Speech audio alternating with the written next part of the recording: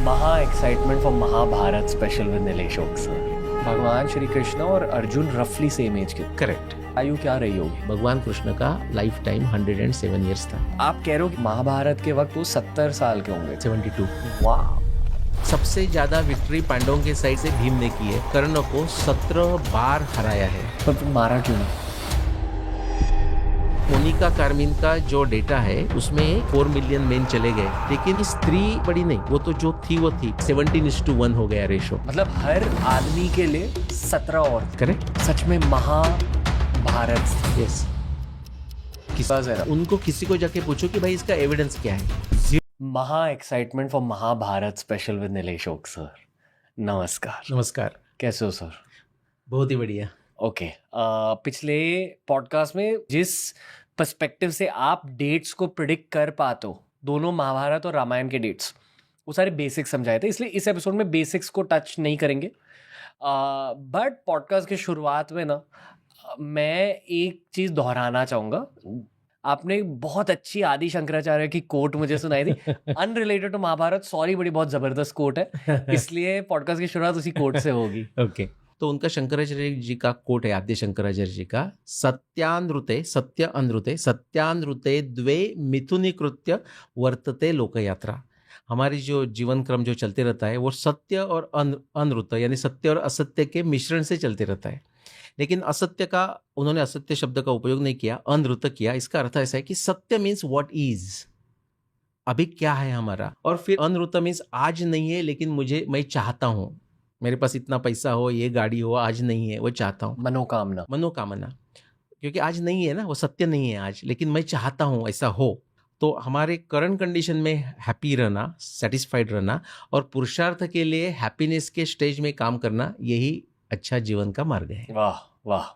As in संतुष्टि अपने दिल में अब रखो, हाँ। पर मेहनत करते रहो अपने सपनों के लिए। जैसे कि और एक उपनिषद में बोलते हैं, पूर्णात पूर्णमिदम पूर्णात स्यात्, कि हम पूर्ण से पूर्ण की तरफ जा रहे हैं।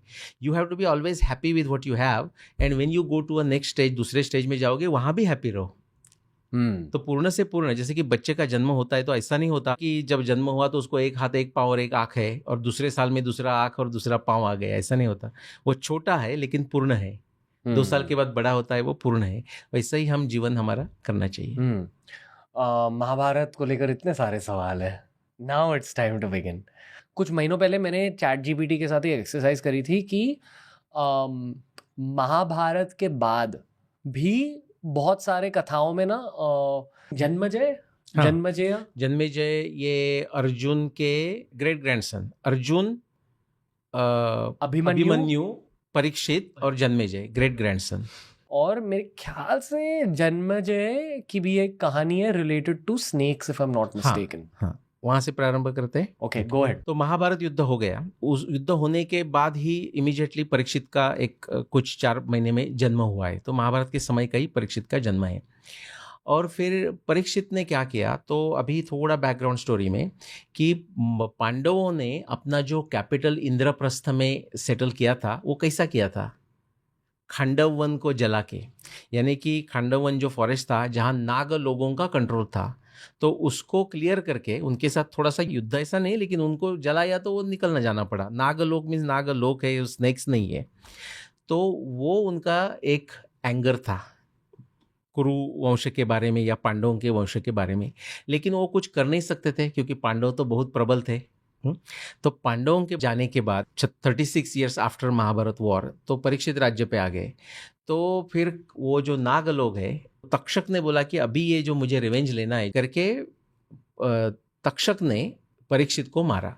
लोगों को तो ऐसा लगता है तक्षक यानी कि एक स्नेक आके बाइट किया वगैरह, बट ये ऐसा ही है ना कि जैसा अभी हमने पाकिस्तान पे अटैक किया तो इंडिया बिट पाकिस्तान, ऐसा बोलने जैसी वो बोलने की भाषा है, लोग लिटरली कभी कभी लेते हैं।